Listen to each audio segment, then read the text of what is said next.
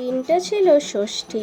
ব্রেকফাস্টে মা সুস্বাদু সুজির পোলাও বানিয়েছিল। বেরিয়েই প্রথমে এলাম বর্ধমানের ইছলাবাদ কিরণ সংঘ। থিমের নাম কার্গিল ওয়ার মেমোরিয়াল।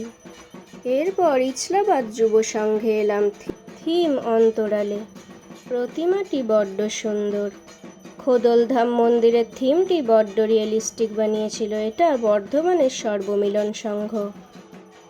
এটা ছিল ষষ্ঠীর সকালের আউটফিট। এরপর এলাম ঘোড়দৌড় চটির প্যান্ডেলে। এখানে কি থিম হয়েছিল তা জানি না, তবে থিম ও প্রতিমা দুটোই বড্ড মনোমুগ্ধকর ছিল। এবার বাড়ি ফেরার পালা। লাঞ্চে ছিল ভাত, ডাল, আলু ভাতে ডিম সিদ্ধ, শাক পোস্ত আর চাটনি।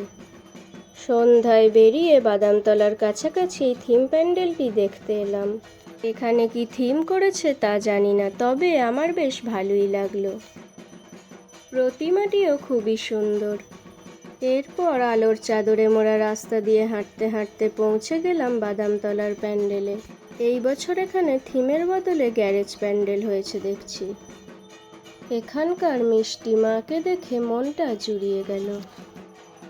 এটা ছিল ষষ্ঠীর রাতের আউটফিট। এরপর রানীগঞ্জ বাজারে পুরানো একটি রাধাকৃষ্ণের মন্দিরে এলাম। এখানকার মা ছিল শুভ্র ডাকের সাজে। আরও একটি ডাকের সাজের প্রতিমা দেখে চলে এলাম মিয়া আমরে। টেস্টি চিকেন স্যান্ডউইচ খেলাম। কিছুক্ষণ ষষ্ঠীর পূজা দেখে চললাম বাড়ি। এই ছিল গোপুর ষষ্ঠীর সাজ।